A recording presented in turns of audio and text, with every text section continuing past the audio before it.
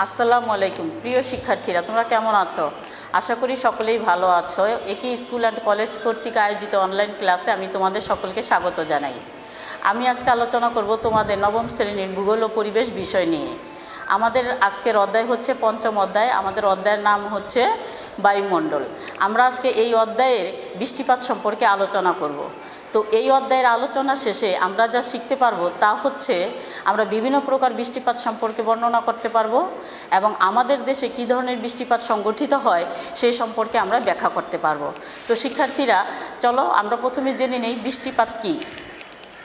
বৃষ্টিপাত হচ্ছে স্বাভাবিকভাবে ভাসমান মেঘ ঘনীভূত হয়ে পানির ফোঁটা ফোঁটা আকারে মধ্যাকর্ষণ শক্তির টানে ভূপৃষ্ঠে যখন পতিত হয় তখন এটাকে আমরা বৃষ্টিপাত বলি। এই বৃষ্টিপাত কখনো প্রবল বেগে আবার কখনো গুড়ি গুড়ি আকারে ভূপৃষ্ঠে পতিত হয়। এরপরে হচ্ছে বৃষ্টিপাতের কারণ। সূর্যের উত্তাপে সৃষ্ট জলীয় বাষ্প উপরের শীতল বায়ুর সংস্পর্শে এলে সহজেই তা পরিপৃক্ত হয় এবং পরে এই পরিপৃক্ত বায়ু অতি ক্ষুদ্র জলকণায় পরিণত হয়ে বায়ুমণ্ডলের ধূলিকণাকে আশ্রয় করে জমাট বেঁধে মেঘের আকারে ভাসতে থাকে। কোনো কারণে বায়ুমণ্ডলের উষ্ণতা হ্রাস পেলে ওই মেঘ ঘনীভূত হয়ে পানিবিন্দুতে বা বরফকুচিতে পরিণত হয় এবং মধ্যাকর্ষণ শক্তির টানে সেটা ভূপৃষ্ঠে নেমে আসে। এভাবে বৃষ্টিপাত সংগঠিত হয়ে থাকে। তো শিক্ষার্থীরা, এখানে বৃষ্টিপাত তাইলে বলা যায় যে বৃষ্টিপাতের কারণগুলো হচ্ছে বাতাসে জলীয় বাষ্পের উপস্থিতি, ঊর্ধ্বগমন এবং বায়ুমণ্ডলের উষ্ণতা হ্রাস। এই তিনটি কারণ থাকলে কোনো স্থানে বৃষ্টিপাত সংগঠিত হবে। যেমন বাতাসের জলীয় বাষ্পের উপস্থিতি, সূর্যের তাপে সমুদ্রের পানি বা জলাশয়ের পানি বাষ্পে পরিণত হয়ে উপরে উঠে যাবে। সেই উপরে উঠে গিয়ে সেই জলীয় বাষ্পপূর্ণ বায়ু শীতল বায়ুর সংস্পর্শে এসে পরিপৃক্ত হয় এবং পরিপৃক্ত হয়ে ওই পরিপৃক্ত বায়ু অতি ক্ষুদ্র জলকণায় পরিণত হয়ে বায়ুমণ্ডলের ধূলিকণাকে আশ্রয় করে মেঘের আকারে আকাশে ভাসতে থাকে এবং পরে আরও কোনো কারণে বায়ুমণ্ডলের উষ্ণতা হ্রাস পেলে সেটা বরফকুচি বা পানিবিন্দুতে পরিণত হয়ে ভূপৃষ্ঠে পতিত হয়। এভাবে বৃষ্টিপাত সংগঠিত হয়। তাহলে আমরা বৃষ্টিপাত সংগঠিত হওয়ার জন্য কোনো স্থানে তিনটি কারণ আমরা অবশ্যই থাকবে। সেটা হচ্ছে বাতাসের জলীয় বাষ্পের উপস্থিতি, 2 ঊর্ধ্বগমন এবং বায়ুমণ্ডলের উষ্ণতা হ্রাস পাওয়া। এরপরে আমরা জানব বৃষ্টিপাতের শ্রেণীবিভাগ। বৈশিষ্ট্য ও প্রকৃতি অনুসারে বৃষ্টিপাতকে 4টি ভাগে ভাগ করা যায়। 1 হচ্ছে পরিচলন বৃষ্টি, 2 শৈলক্ষেপ বৃষ্টি, 3 বায়ুপ্রাচীরজনিত বৃষ্টি, 4 ঘূর্ণিবৃষ্টি। 1 হচ্ছে পরিচলন বৃষ্টি। দিনের বেলায় সূর্যের কিরণে পানি বাষ্পে পরিণত হয়ে সোজা উপরে উঠে যায় এবং শীতল বায়ুর সংস্পর্শে এসে ওই জলীয় বাষ্প প্রথমে মেঘ ও পরে বৃষ্টিতে পরিণত হয়ে সোজাসুজি ভূপৃষ্ঠে নেমে আসে। এটাই হচ্ছে পরিচলন বৃষ্টিপাত। নিরক্ষীয় অঞ্চলে স্থলভাগের চেয়ে জলভাগের পরিমাণ বেশি থাকে এবং সেখানে প্রায় সূর্য সারা বছর লম্বভাবে কিরণ দেয়। এই দুটি কারণে নিরক্ষীয় অঞ্চলে প্রায় সারা বছর প্রতিদিন বিকেলে বা সন্ধ্যায় এই ধরনের বৃষ্টিপাত হতে দেখা যায়। শিক্ষার্থীরা, তোমরা এই চিত্রটার দিকে দেখো। এই চিত্রটা দেখলে আরও ভালোভাবে বুঝতে পারবে। দেখো, সমুদ্রের পানি বা সূর্যের তাপে বাষ্পে পরিণত হয়ে জলীয় বাষ্পপূর্ণ বায়ুটা এই ধীরে ধীরে উপরে উঠে যাচ্ছে এবং উপরে উঠে যে ঠান্ডা শীতল বায়ুর সংস্পর্শে এসে এটা আরও ঘনীভূত হচ্ছে এবং শীতল বায়ু আবার ধীরে ধীরে নিচে নেমে এসে আবার উষ্ণ হয়ে উপরে উঠছে। এটা হচ্ছে পরিচলন প্রক্রিয়া। এই পরিচলন প্রক্রিয়ার যে বৃষ্টিপাতটা হয় সেটা হচ্ছে পরিচলন বৃষ্টি। এই বৃষ্টিটা এই যে উপরে উঠে যখন বৃষ্টিটা জলীয় বাষ্পপূর্ণ বায়ু যখন উপরে উঠে শীতল বায়ুর সংস্পর্শে এসে পরিপৃক্ত হয় এবং ওই বায়ুটা পরে ওই বৃষ্টিপাত আকারে ভূপৃষ্ঠে পতিত হয়। এইটা হচ্ছে পরিচলন বৃষ্টিপাত। সাধারণত নাতিশীতোষ্ণ মণ্ডলের গ্রীষ্মকালের শুরুতে এই ধরনের বৃষ্টিপাত হতে দেখা যায়, কারণ এই সময় ভূপৃষ্ঠ প্রচুর পরিমাণে উত্তপ্ত হয় এবং ভূপৃষ্ঠের জলাশয়গুলো থেকে সেই বায়ু বাষ্পে পরিণত হয়ে উপরে উঠে যেয়ে শীতল বায়ুর সংস্পর্শে এসে পরিপৃক্ত হয়ে ঘনীভূত হয়ে পরে বৃষ্টি আকারে ভূপৃষ্ঠে পতিত হয়। এর জন্য আমাদের দেশেও সাধারণত গ্রীষ্মকালের শুরুতেই এই ধরনের বৃষ্টিপাত দেখা যায়। এই পরিচলন বৃষ্টি কিছু পর্যায় অনুসরণ করে ঘটে থাকে। অর্থাৎ এই বৃষ্টিটা হতে হলে দেখো কি দরকার, প্রচণ্ড সূর্য কিরণে ভূপৃষ্ঠ উত্তপ্ত হতে হবে এবং ভূপৃষ্ঠের বায়ু উষ্ণ হালকা হয়ে উপরে উঠে পরিচলনের সৃষ্টি করবে। 3 বায়ুতে যথেষ্ট পরিমাণ জলীয় বাষ্পের উপস্থিতিতে সেই বায়ুটা ঘনীভূত হবে এবং ঘনীভবনের ফলে মেঘ উপরে উঠে গিয়ে জড়পুঞ্জের সৃষ্টি করবে। সেই জড়পুঞ্জ মেঘ থেকে এই ধরনের বৃষ্টিপাতে জড়পুঞ্জ থেকে মুষলধারে বৃষ্টি, ঝড় সহ মুষলধারে বৃষ্টি, আবার কখনো কখনো শিলাবৃষ্টি ও বজ্রপাত হয়ে থাকে।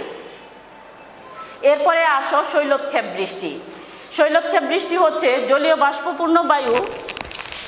বাষ্পপূর্ণ বায়ু স্থলভাগের উপর দিয়ে প্রবাহিত হওয়ার সময় গমন পথে উঁচু পর্বত শ্রেণীতে বাধা পায়, তাহলে ওই বায়ু উপরে উঠে যায় এবং জলীয় বাষ্পপূর্ণ বায়ু পর্বতের উঁচু অংশে শীতল ও ঘনীভূত হয়ে পর্বতের প্রতিপাদ ঢালে বৃষ্টিপাত ঘটায়। এইরূপ বৃষ্টিকে শৈলোৎক্ষেপ বৃষ্টি বলে।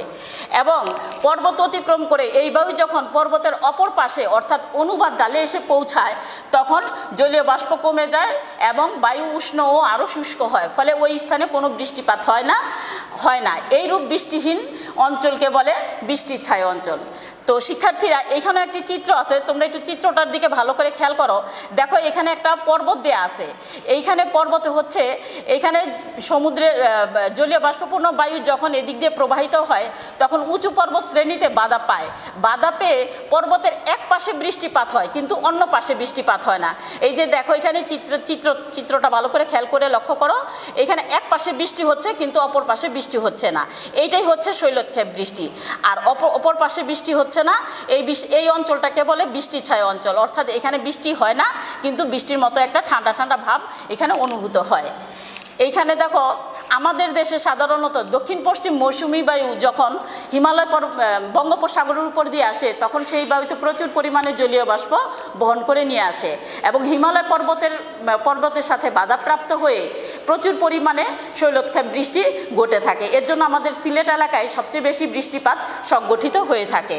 এই ধরনের বৃষ্টি কিন্তু সিলেটের বৃষ্টি ঘটে থাকে, কিন্তু তার উত্তর দিকে অবস্থিত তিব্বতের মালভূমিকে বৃষ্টির ছায় অঞ্চল বলে, অর্থাৎ সেখানে বৃষ্টিপাত হয় না বা বৃষ্টিপাতের পরিমাণ খুব কম থাকে।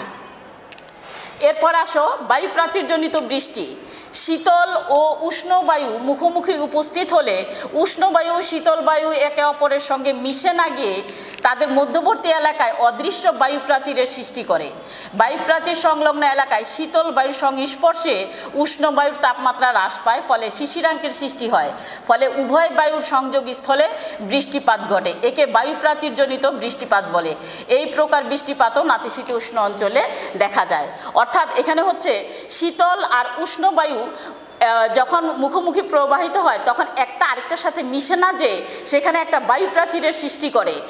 এইখানে এই যে চিত্রটা আছে, চিত্রটাতে দেখো এখানে এই দিক দিয়ে প্রবাহিত হচ্ছে উষ্ণ ও আর্দ্র বায়ু, আর এই দিক দিয়ে প্রবাহিত হচ্ছে শীতল ও শুষ্ক বায়ু। এই দুইটা বায়ু একে অপরের সাথে মিশে না গিয়ে এইখানে দেখো একটা বায়ু প্রাচীরের সৃষ্টি করেছে। এই বায়ু প্রাচীরের মধ্যখানে শীতল বায়ুর সংস্পর্শে এসে উষ্ণ বায়ু আরও ঠান্ডা হয়ে যাচ্ছে এবং বায়ু প্রাচীরের সৃষ্টি হচ্ছে, ফলে এখানে শিশিরাঙ্কের সৃষ্টি হয় এবং এইখানে সংযোগস্থলে বৃষ্টিপাত ঘটায়। এইটাই হচ্ছে বায়ু প্রাচীরজনিত বৃষ্টি। আমাদের দেশেও এই ধরনের বৃষ্টিপাত সংগঠিত হয়ে থাকে। এরপরে আসো ঘূর্ণিবৃষ্টি। কোনো অঞ্চলে বায়ুমণ্ডলে নিম্নচাপ কেন্দ্রের সৃষ্টি হলে জলভাগের উপর থেকে জলীয় বাষ্পপূর্ণ উষ্ণ ও স্থলভাগের উপর থেকে শুষ্ক শীতল বায়ু ওই একই নিম্নচাপ কেন্দ্রের দিকে আনুভূমিকভাবে ছুটে আসে। শীতল বায়ু ভারী বলে উষ্ণ বায়ু শীতল বায়ুর উপর ধীরে ধীরে উপরে উঠতে থাকে এবং জলভাগের উপর দিয়ে আসা উষ্ণ বায়ুতে প্রচুর পরিমাণ জলীয় বাষ্প থাকে এবং শীতল বায়ুর সংস্পর্শে এসে তা ঘনীভূত হয়ে বৃষ্টিপাত ঘটায়। এই ধরনের বৃষ্টিপাতকে ঘূর্ণিবৃষ্টি বলে। এই ধরনের বৃষ্টিপাত সাধারণত দীর্ঘস্থায়ী হয়ে থাকে। এটা মধ্য ইউরোপের বিভিন্ন দেশে সাধারণত শীতকালে দেখা যায় এই ধরনের বৃষ্টিপাত। অর্থাৎ এটা হচ্ছে কোনো অঞ্চলের নিম্নচাপের সৃষ্টি হলে উষ্ণ আর শীতল বায়ু আনুভূমিকভাবে সেই নিম্নচাপ কেন্দ্রের দিকে ধাবিত হয়। তখন উষ্ণ বায়ু হালকা বলে সেটা শীতল বায়ুর উপরে উঠে যায় এবং উষ্ণ বায়ু শীতল বায়ুর উপরে থাকে বলে সেটা পরিপৃক্ত হয়ে সেইখানে একটা ঘূর্ণির সৃষ্টি করে একটা একটা বৃষ্টিপাত তৈরি করে, সেটা হচ্ছে ঘূর্ণি বৃষ্টি। এই বৃষ্টিটা সাধারণত মধ্য ইউরোপের বিভিন্ন দেশে এই বৃষ্টিপাতটা দেখা যায়।